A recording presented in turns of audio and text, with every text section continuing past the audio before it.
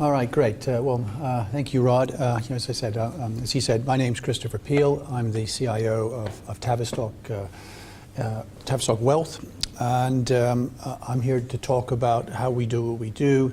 I'll cover some of our newer investment products that might be of interest to some of your clients. And just before I start, my background is similar to actually Rod and Peter's and Tim's in that, I started my life in the city in 1986. I was at Citibank, originally started as a Eurobond trader, and then I moved over to the sales side, and I went to Salomon Brothers for quite a number of years.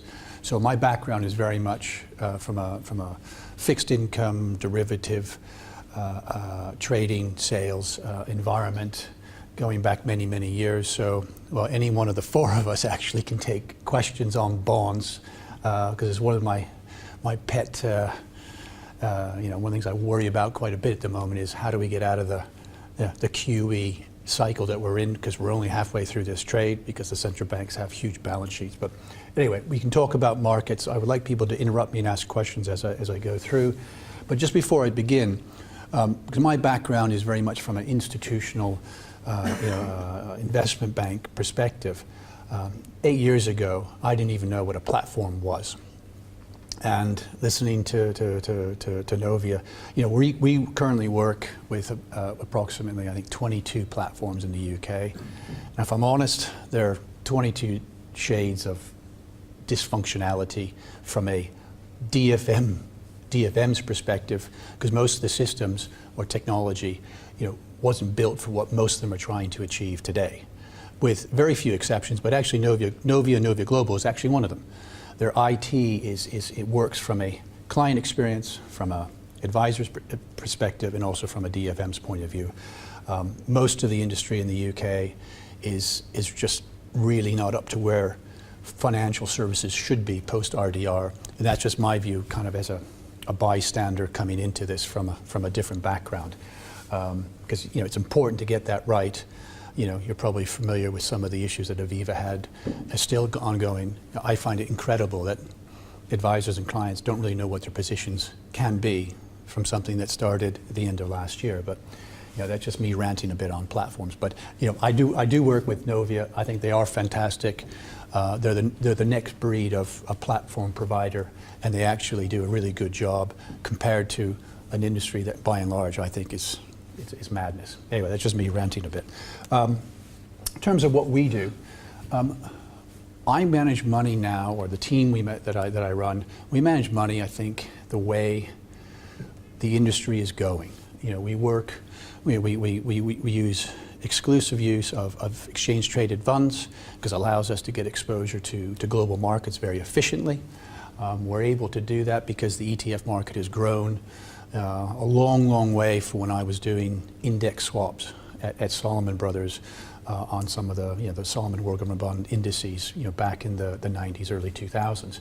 It's super efficient now. If I want to buy the Japanese equities, I can on TradeWeb, I can put a trade in and execute within 6 seconds and have exposure to markets that, 15, 20 years ago, you needed to have bricks and mortars in Tokyo. If you want to do something in Australia, you gave your money to Macquarie in Sydney. So I work very extensively from a quantitative perspective, solely with ETFs. We run money on a global basis. I think that the legacy issues of how money used to be run, whether it be in the UK or in Ireland or in the US, where majority of a client's portfolio would be of assets domiciled in, if it's a US investor, 80% in US government bonds or corporate bonds or equities. You don't have to do that anymore. It makes more sense if one is targeting risk holistically to use the full toolbox which is available within global financial markets. So that's something that we do, and we work very closely with the quant team at iShares to make use of many of their systems in particular to help us manage money in a very risk-controlled environment, but on a global basis. I'm going to go through here. In terms of where we are today, in terms of funds under management, about 1.5 billion euros. And in this, by way of an introduction, Tavistock Wealth is a company that was formed from the amalgamation of a number of different financial services companies in the UK. Tavistock Wealth was my old investment company called Black Square. Tavistock Investments today is a AIM-listed company that has made some acquisitions to have a couple of advisory businesses, a wealth management arm, and a private client business. So there's 4 underlying businesses that make up Tavistock Investments. Tavistock Wealth is the fund management arm of the business. Within the advisory, we have 200 advisors that are part of the group, 50,000 clients, and we have 3.5 billion euros spread out in the various platforms within the UK. In terms of what we do day to day, or what I do day to day, I manage a team of 7 people, all highly qualified. We manage 9 UCITS funds, so these UCITS funds are denominated in sterling, euros, and dollars. And then we also offer a model portfolio service which resonates.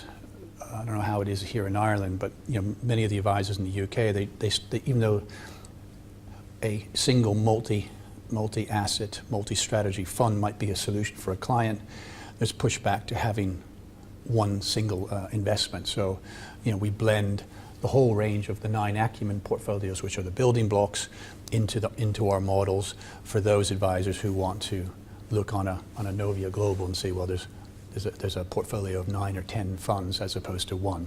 But ultimately, what we do is we're targeting levels of risk or volatility at the ACUMEN portfolio level from low to high, and same thing in the models. So in the offshore space, the models are called global portfolios as part of the global service. By all means, stop at any time. I'm happy to talk about markets, which I will at the end of the presentation. Just here's a snapshot of the team. John Leeper joined 18 months ago. He's my number 2. He came from Morgan Stanley, Credit Suisse. Very smart fund manager. And then I've got, I call them the bear cubs down below, a team of 5 very smart graduates of different ages. I kind of run this the way, I set back the clock to when I was at Solomon, where we would just hire very smart young kids and give them, put them on the steepest learning curve you can imagine. And that's what we have underpinning the investment proposition within the firm. There's not many of us, but we work very well together. In terms of our vision, I've already touched on this. One of the things that I'm particularly proud of is if you look down at our portfolios, you can't actually tell where potentially the client that would otherwise be most attracted to that portfolio will be domiciled. I do think it's crazy to have a home bias in the current environment where you can go global.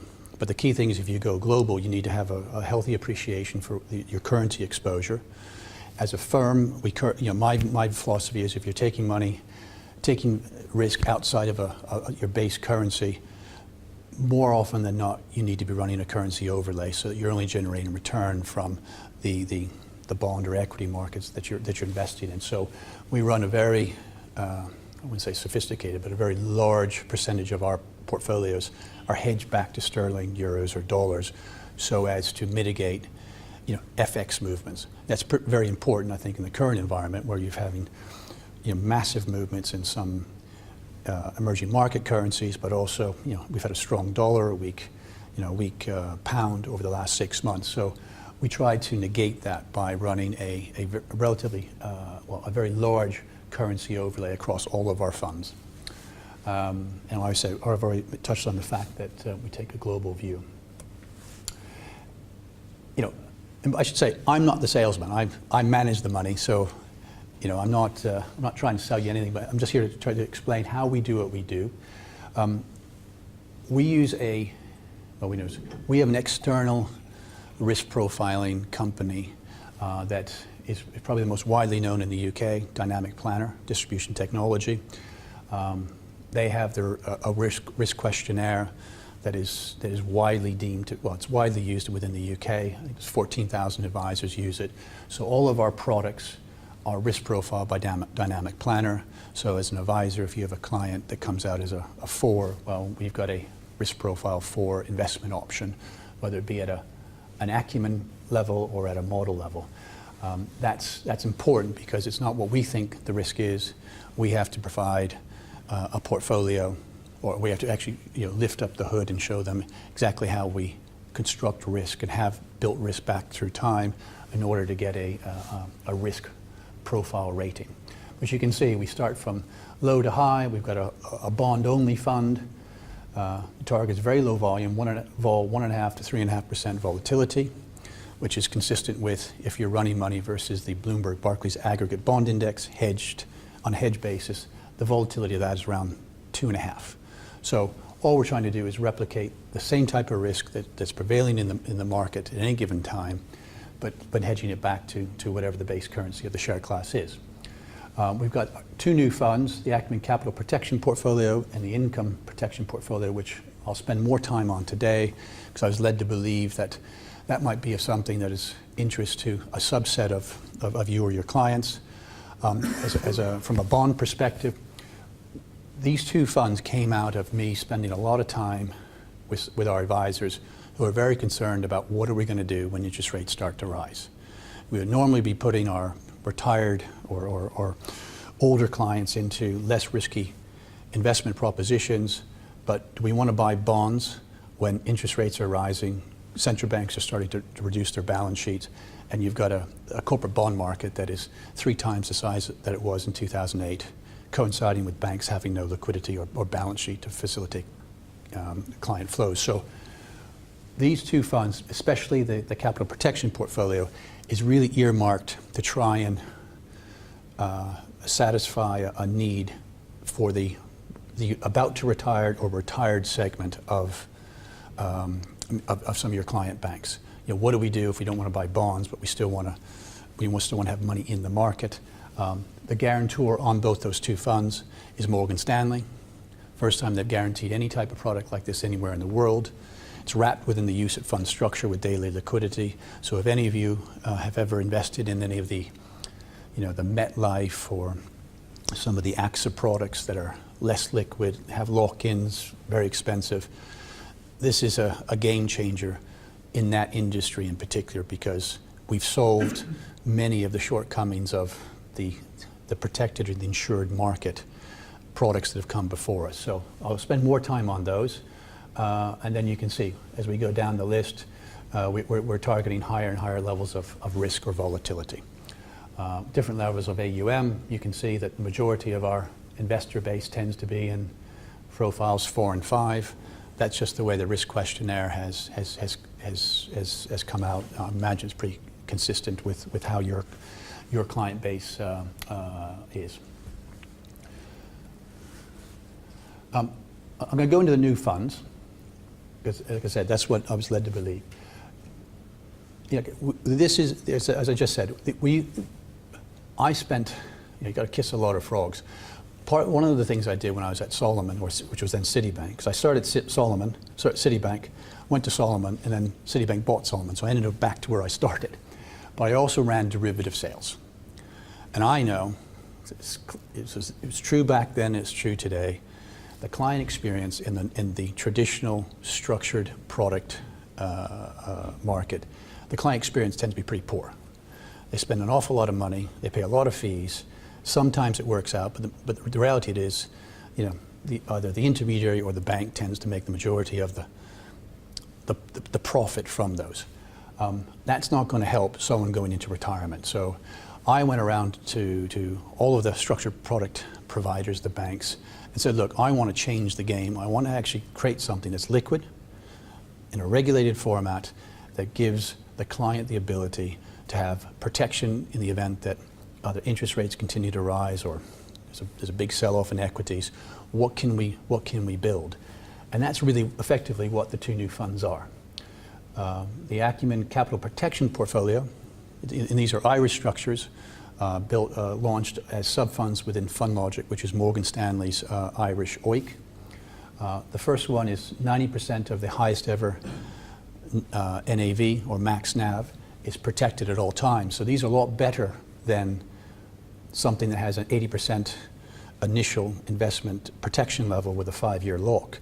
This is 90% of the highest NAV of that fund is guaranteed by Morgan Stanley. And I'll go through that in the presentation. Morgan Stanley, credit rating A1 on Moody's, A+ on Standard & Poor's. So this isn't a soft guarantee backed up by a collateralized portfolio of junk bonds that are worth 50 cents on the dollar when you need it most. This is guaranteed by the balance sheet of Morgan Stanley & Co. International.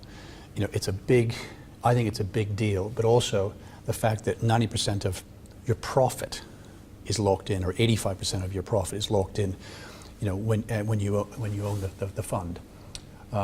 We've got sterling, euro, and US dollar share classes. We launched these in May.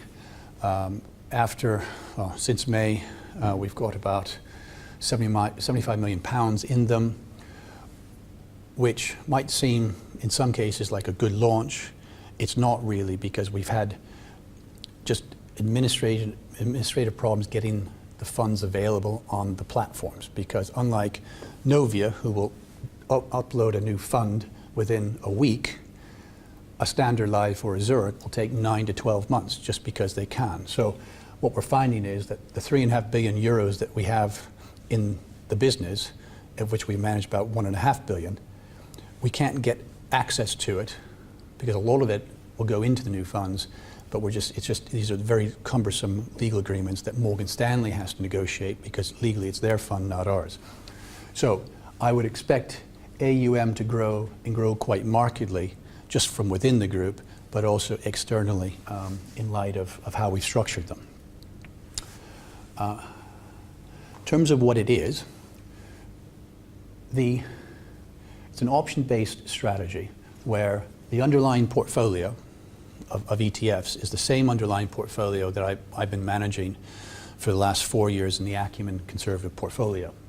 So that targets volatility on an annualized basis between 5 and 7%. So slightly, you know, a low risk corporate bond volatility risk profile. But you can see in the asset allocation, we've got government bonds, corporate bonds, inflation-linked bonds. You know, where on a regional basis, we've got half the portfolios in the US, only because the benchmarks that we're using are the MSCI World Equity Index or the Bloomberg Barclays Aggregate Bond Index. So half of those indices have US exposure. Most importantly, I'm taking that dollar exposure and hedging it back to dollars, euros, or euros or sterling. So the ACUMEN Capital Protection Portfolio targets volatility of 5 to 7%, and the highest ever NAV, 90% of the highest ever NAV is guaranteed by Morgan Stanley at all times with daily liquidity. The income protection portfolio is exactly the same thing, takes slightly more risk, targets slightly higher volatility of 7 to 9%, but only 85% of the highest ever NAV is guaranteed, mainly because the riskier portfolio, the way the put option's working, it's too difficult or too tight to manage money without the participation rate being unusually low.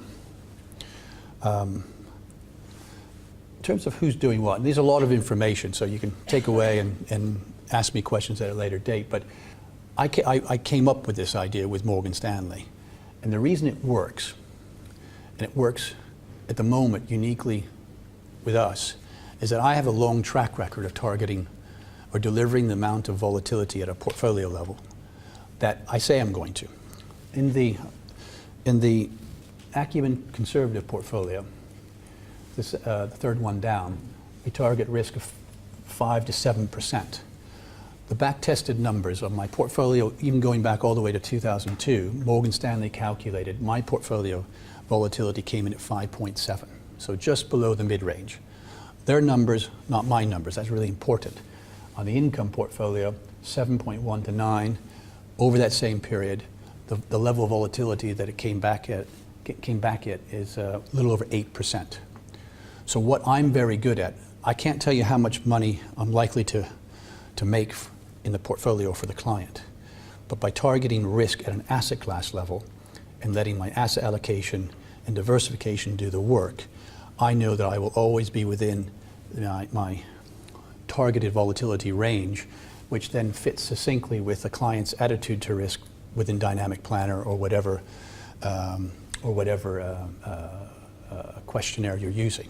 So the whole idea is to have some predictability, and because if Morgan Stanley is going to be giving a guarantee on me doing my job, they need to have we went through a fair amount of due diligence on the systems we use internally, our approach to risk, and how we trade, how do we try to immunize against tail risk, etc. So Morgan Stanley is taking a big risk on Tavistock and me and my team that we're able to keep within our very clearly defined volatility ranges. So, sorry, maybe I'm jumping the gun, but what type of returns would you be getting on those types of funds? well, I've got the returns. I'll get to those returns on a back-tested basis. You know, obviously, over the last 10 years, you've not needed protection, okay? But in 2008, 2009, for the older ones here, those were terrible meetings with clients. You know, you lose 25, 30%. You know, when you need it, and you can't buy it. So what is the risk? You know, what are you willing to pay for effectively insurance that things might not go so well? I mean, I'll show you the numbers. It's a little over 1% effectively. You're paying 1% to immunize against, you know, not Armageddon, but, you know, I think in bond land, you know, if we just go back up to normalized rates, whether it be in Europe, the UK, and maybe in the US, you could easily see a 1.5 to 2% lift in the level of the yield curve. And if duration is 10 years, that's 20 points, at least. You know, well, what's 10 points on 1 year? 10%, you're gonna lose 10% just if you go there. You could blink and we could be there. And, you know, talking to Tim earlier on, because he's old, you know, not many people remember what happened in 1994. It was horrendous if you were a bond investor. And I think generally a lot of people don't, it's been, well, my team, smart guys, kids, John, my number 2, started in 2009. I think, and that's probably consistent within certainly the UK financial services. 80% of the professionals managing money or trading have only been in a bull market for equities and bonds. So what is going to happen? You know, there's all sorts of, you know, we're already starting to see this is it's been an ugly last 4 to 6 weeks in markets, mainly coming with the contagion and the brats, Brazil, Russia, Argentina, Turkey. It's starting to seep into other things, and it's seeping into the bond market. Not so much the government bond market. German bonds are near record lows, and gilts and treasuries, you know, 10-year rates haven't moved much. But the damage is being done below the surface, because everyone's looking at the tip of the iceberg. The tip of the iceberg is where's the 10-year U.S. Treasury, 286. Who cares? Because sorry, I can talk about markets much more efficiently than I can about these. Most people own corporate bonds, spread product. Spreads are starting to widen. So the damage in corporate bond portfolios isn't because the 10-year has moved 5 basis points and might go up to 3.25. It's the magnitude and the size of the corporate bond market, whether it be in Europe or in the US, that someone needs to buy this stuff matures and has to be refinanced in the next 5 years. Banks have no capacity to underwrite deals anymore. Banks don't have the ability to facilitate client flows the way they used to. So I think, going back to why these products are important, you know, trying to get out of the way of further losses in bond portfolios for the most conservative of your client banks. So the people that can least afford to lose any money. I think it's ideal. You would otherwise stick them into a bond portfolio. Well, you don't want to do that, or you want to do less of it. You don't want to put it into a full-fat US or a global equity portfolio. That's probably a better trade than necessarily going into bond lands, but to have some sort of a cushion or an anchor over the side. These two funds, the way we structured them with daily liquidity, I think I'm convinced we're going to I think people will try to replicate the funds and money will flow.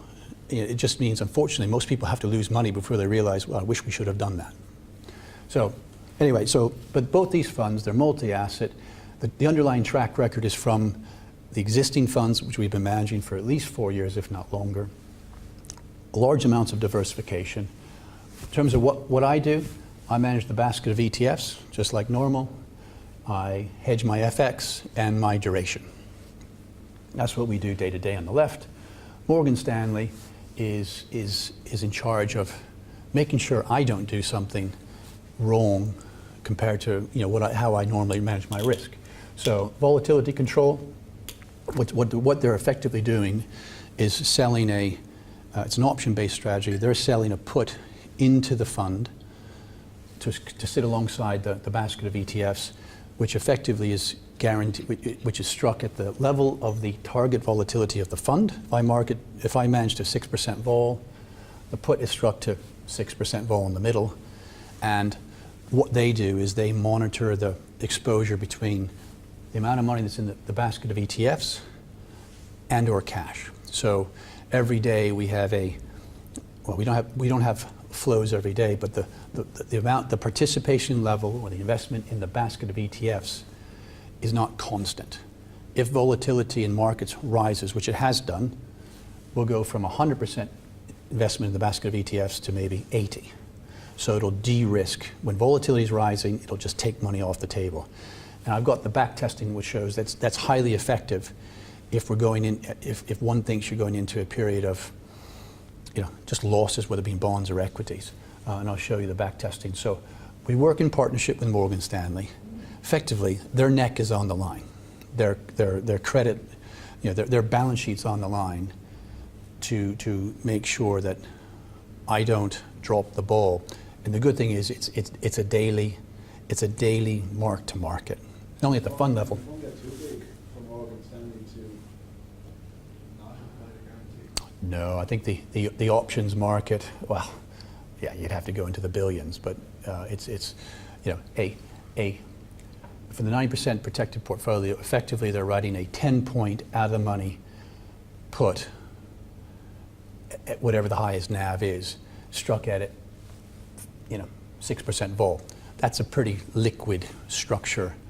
I don't think there's not going to be any issues. But in terms of the original length, the Morgan Stanley's, the initial period, it's an open-ended fund, daily liquidity, but the put has an original life of 4 years. Okay, so what we're going to be doing is after 18 months, when we're looking to sell an 18-month put with 2.5 years to run, and then buy another 4-year structure. It costs approximately 1% per annum to have this insurance, but it's very powerful. It'd be less sexy if it was just a guarantee of your initial investment. But if markets rise and the NAV goes from 100 to 150, it's not 90 cents on 100 that's protected. It's 90 cents on 150.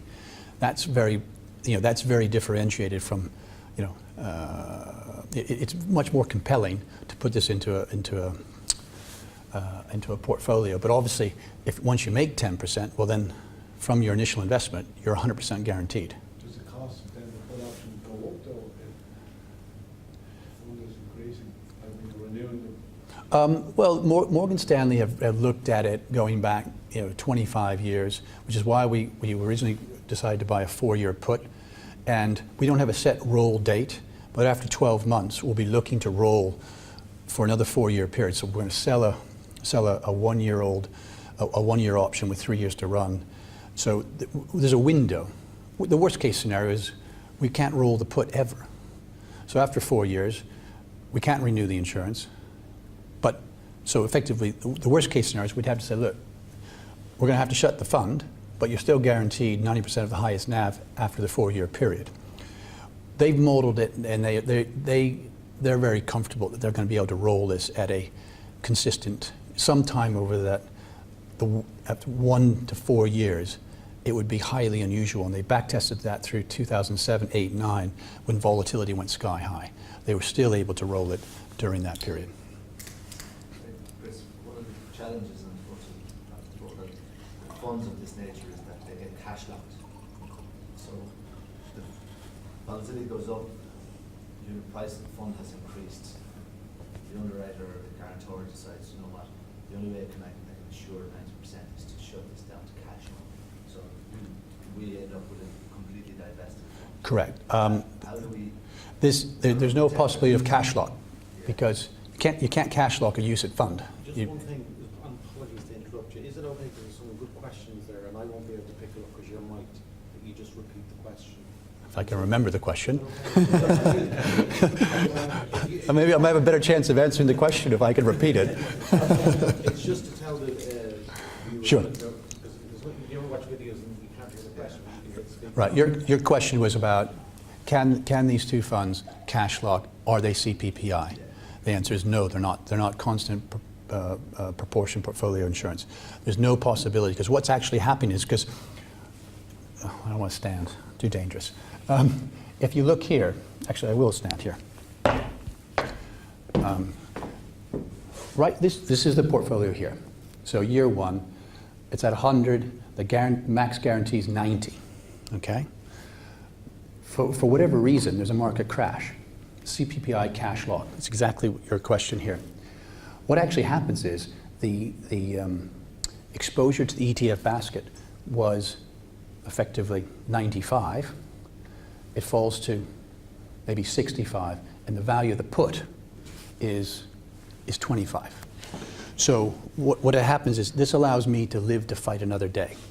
So rather than going to cash lock, what actually is happening is I'm selling out of the ETF basket, which is highly liquid, and then the value of the put, because you remember the put's 10 points out of the money.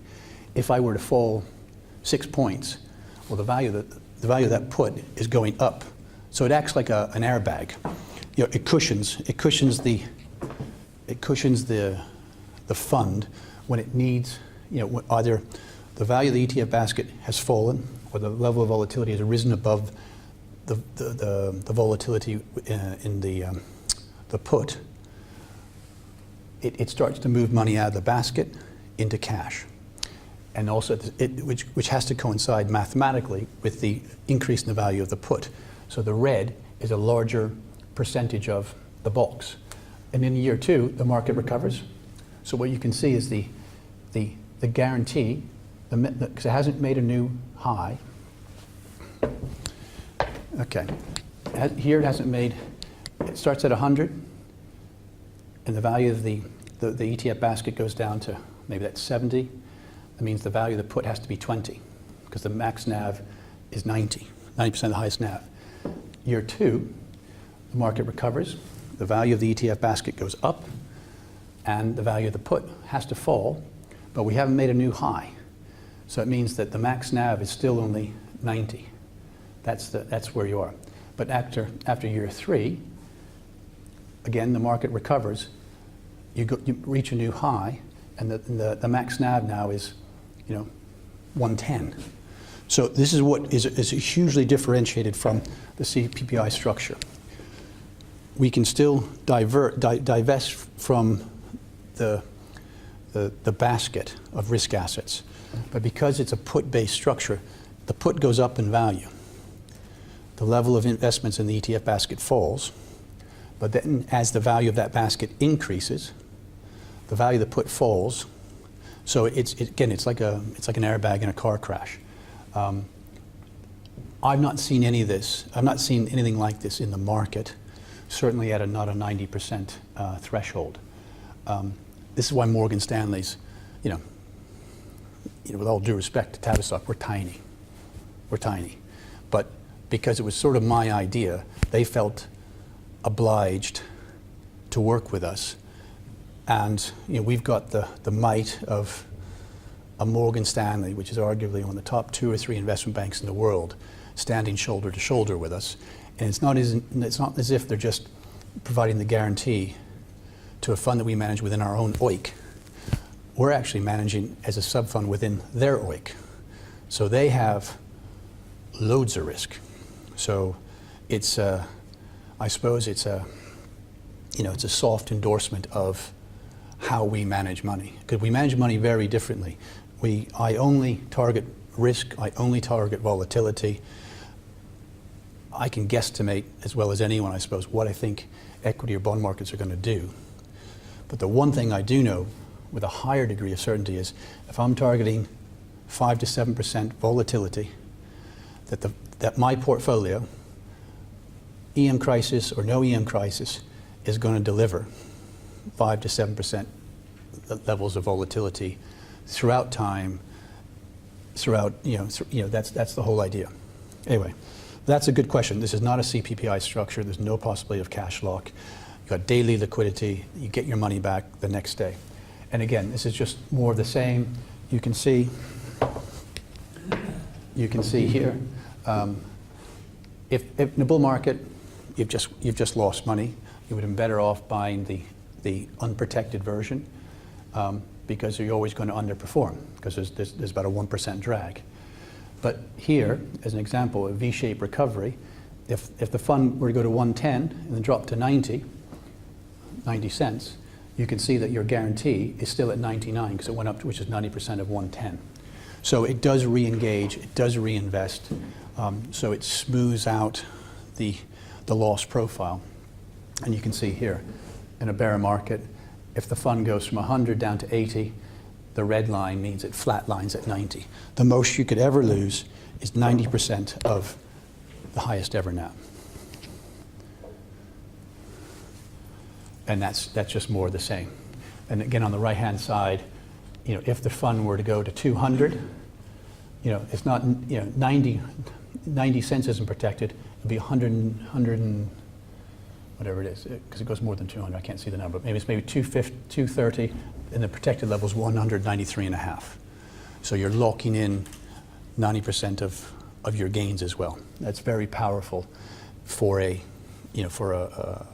conservative investor. Does that make sense on how it works mechanically? And this is just another way to look at it on the 85%, the income protected portfolio. Just shows if you have an annuity and you're taking money out every year, after 20 years, if you're taking out an income of 4.25% on a straight line withdrawal, after 20 years you have no money.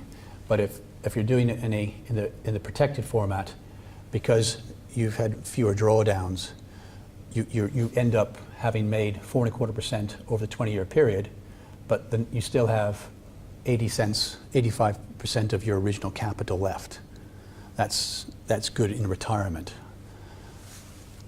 But anyway, we're finding in terms of interest that it's the 90% threshold fund that's much more attractive because there's not much like it in the market. There isn't anything like it in the market.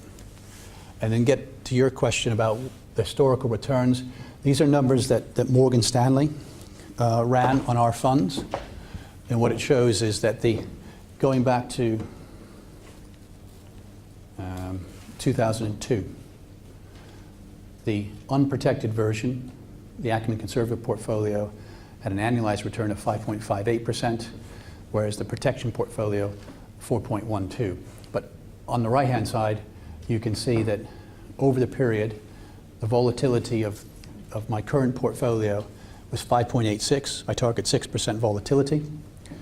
The protected portfolio, the volatility is much lower, 3.84, which is why I think this is very, this potentially is very interesting for conservative investors. So sub 4% annualized volatility. And you can see we ran this through Armageddon, remember, 8, 9, when the main portfolio lost 22%. The max loss could have only ever been 10. The max loss was 9.4% drawdown. But to answer your question, it came back. You can see here, this is where the pain was. We lost 9.4%. But you can see it didn't cash lock, and it lived to fight another day. That's what's very different in how we structured both these funds. Because cash lock is a game changer. You don't want it to buy anything that could potentially cash lock, because you can have a bad week, a bad month, and then your money's stuck in there for 5 years. So these are the numbers created by Morgan Stanley on using our numbers, our data, but through their their quant team. So this is the one I'm pleased. If I target 6% vol, the actual number was 5.86. That's over a long period of time, which they said their risk engine, their compliance team said, okay, he does target vol, and he's got a good track record, and this is just the second one. This is the income protection portfolio, targets 8% vol over the same period, 8.18%. And that's why they're happy to stand with us and underwrite the value of the put, which is effectively a guarantee from Morgan Stanley. So those are historical numbers. So on the capital protected portfolio, this is in sterling, annualized return of 4.12. That might not seem great, but you got to remember that it was pretty ugly, 07, 08, 09. So that's the net number. If we ran the numbers, compliance wouldn't let us. If we just ran the numbers from 2009, it looked much better. But you've got to put the good, the bad, and the ugly all in the same slide. So those numbers, I think, are a fair representation of what an investor could expect, even taking into account an 08 and 09 environment where, it's the biggest financial crisis since the 1930s. Didn't cash lock, lived to fight another day. This is why I think in the current environment where interest rates are starting to lift, it's an alternative that's worth considering if you've got bond holders. And you've had that. In terms of costs, we've got an AMC of 1%, an ongoing charges figure. These are all Morgan Stanley numbers, 135, 138. And then there's the new MiFID reporting charges on the right. But under the old days, effectively, the OCFs are 1.35. That compares to the previous, the AXA stuff, the MetLife. Some of these products started with 2%, if not above.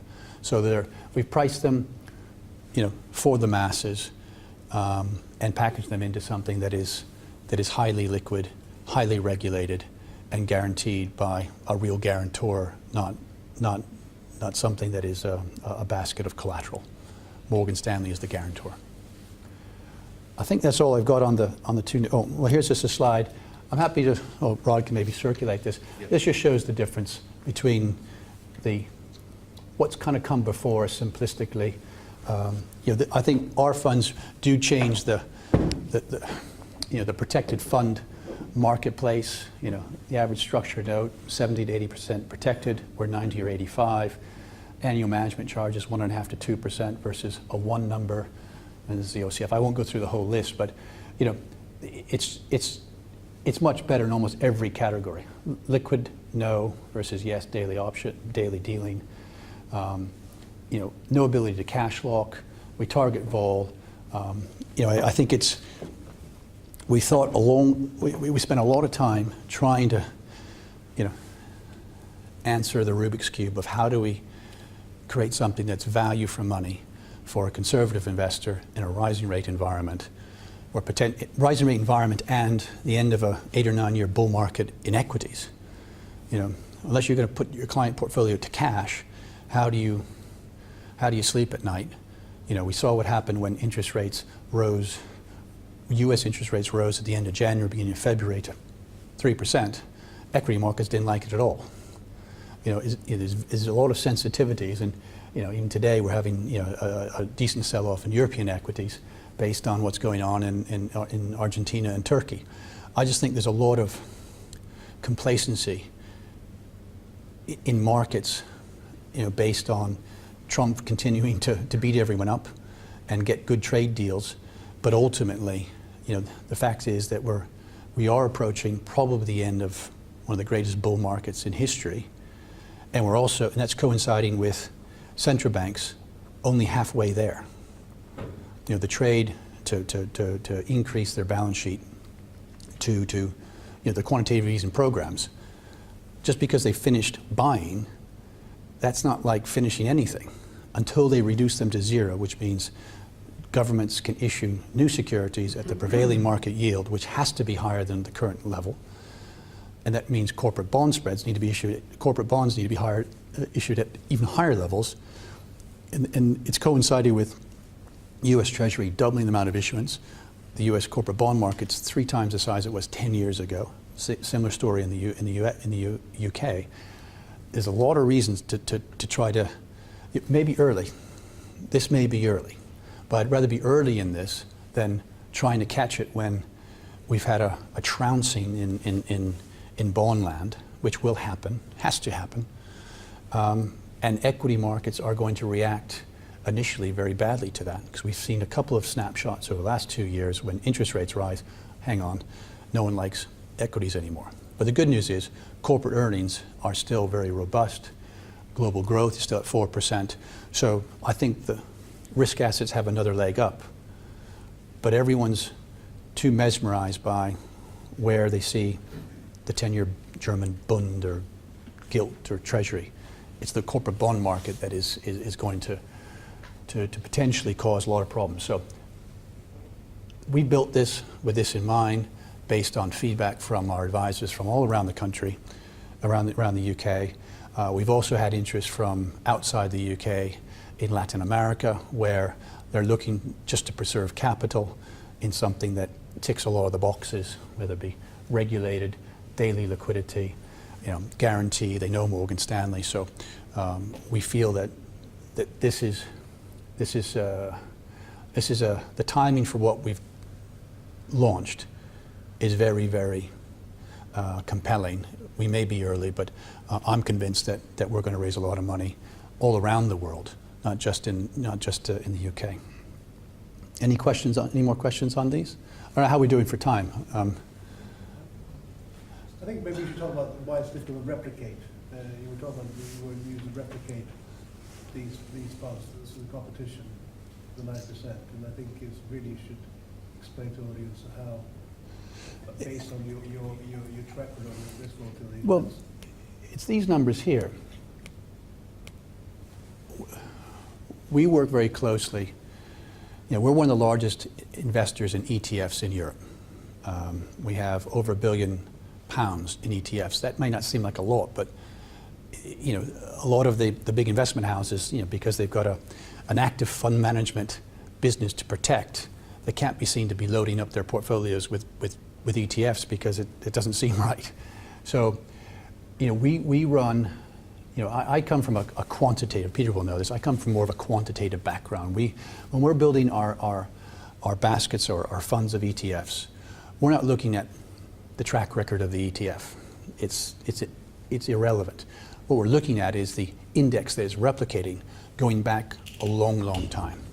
So when we're looking at building a portfolio targeting 6% vol based on 25 years of asset class volatility, which we do, we're looking at the underlying index that are, we invest in about 70 ETFs. So we've got 70 underlying indices, MSCI World or S&P 500, Nikkei 225, the gilt, UK gilts 1 to 5. So what we do is we model the performance of the underlying market back through time, and then what we tend to do is we optimize it in 2 directions. We optimize that entire subset of, say, 70 indices. We optimize it using backward-looking data, maybe going back 15 years, to see what would the optimal portfolio weightings be over this time series, so as to get, in order to generate the highest level of return that's within our volatility target. So we do that. That's a fair amount of number crunching. The one thing I do know that's not good enough. The reason is because that time, that's in the past. What's probably more relevant, you need to have a healthy respect of what's happened. But if you're modeling risk today based on the volatility of asset classes over the last 10 years, volatility in equity markets is, up until recently was at an all-time low. Volatility in bond markets was almost to an all-time low. So if you're building a portfolio today based on those numbers, we go back to a risk environment predating 2008, mathematically you have way too much risk on. Way too much risk on because you've become complacent. So what we do is we do the whole optimization process all over again using 5-year rolling forecast returns and volatility. And we source that information, some from BlackRock, but Morgan Stanley. We have a number of vendors who we effectively buy in forecast returns and volatility and correlation analysis from. And then we build the same optimized portfolios using forward-looking numbers, and then we blend the two. Which, when I say to the people at BlackRock who look at, we get used to, we use their Aladdin risk software on an ad hoc basis. They said, well, that seems bizarre because you're sort of polluting or distilling both sets of data. I said, yeah, but if you actually take my approach, use backward-looking, forward-looking, optimized portfolios, and then basically weight them somewhere in the middle, you tend to get something that is closer to reality today. And it's been very effective at being able to ensure that I always hit my volatility numbers. And that's why we're able to work in partnership with Morgan Stanley, because if they're selling a put struck at the same level of volatility, and all of a sudden I'm taking far too much risk, there's all sorts of problems. It means we're having to sell out of the ETF basket. So the reason, and to answer Peter's question, the reason other people can't do it is because people don't, a lot of my competitors, they have an asset allocation model where they don't target volatility, they don't have a track record. I don't know if you look at the IA sector returns, which I won't even begin to rant about, but the volatility numbers of the Investment Association in the UK, you can have a global bond fund, a global bond fund on a hedge basis, the volatility of that ought to be something around 3%. Probably 60% of the global bond fund sector, the volatility is closer to 8. So that means they're doing something that not in bond land. Well, that's because they're not hedging their FX. So that's the other reason. It's so important that I have the currency overlay. So it means I can't ever get undone by, big swings in movement in the dollar, the euro, or the pound, or the yen, because I've taken that by and large out of the equation, and I'm generating my risk and my return from the markets or the ETFs that I'm actually physically buying, which again is somewhat differentiated because it has to be, because if you look at 200 funds in the Investment Association 20 to 60 sector, the divergence in not only return but also volatility, it can be massive. And yet the thing that's ironic is that a lot of these portfolios are being risk profiled by companies like Dynamic Planner, which I always say, what are they doing? How on earth can they get a different result than I do? It's because they don't factor in FX volatility. Morgan Stanley wouldn't be doing this with me if I didn't have a currency overlay. It'd be a total non-goer. But the answer is, I suppose I've been doing it a long time. They like the fact that when we're buying and blending baskets of ETFs, we're running numbers at an index level, not at an ETF level. That's easily said, but to get that data, to have that clean, to be able to model it is again, it goes back to the quant days from a long gone time on the trading floors where we had teams of quants that couldn't speak English but are very good at number crunching. I've got a couple of these people working for me, so I have a high degree of comfort that we're not going to drop the ball based on the way we optimize the portfolio and the way we just model risk. I'm sure people will try to replicate it because it's a good structure.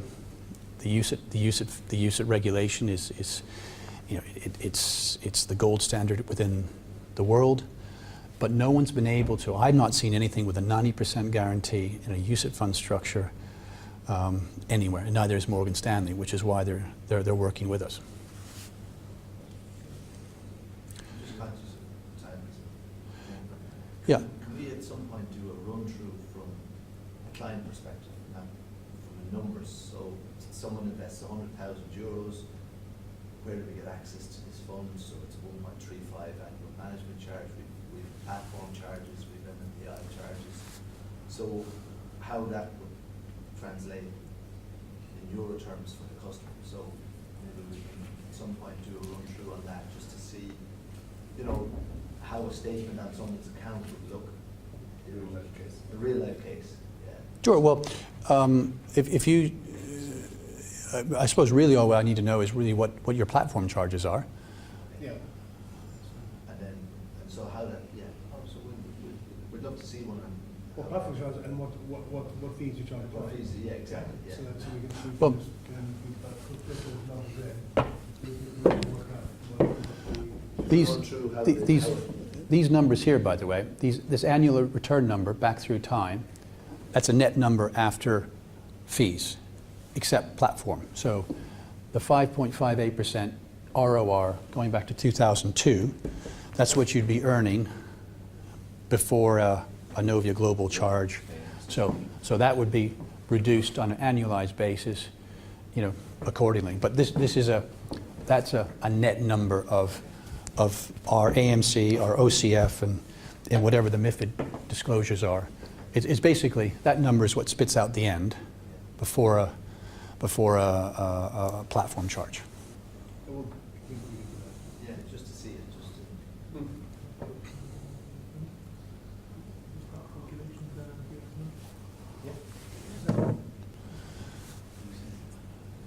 And is there anything else? I know you probably have to go. There's just one last question which I'll just touch on, which I know hasn't been completely approved by Tavistock, but I think a very interesting development is that you hope by the end of this month in September to have the endorsement of the English Law Society. Do you want to say a few words about that?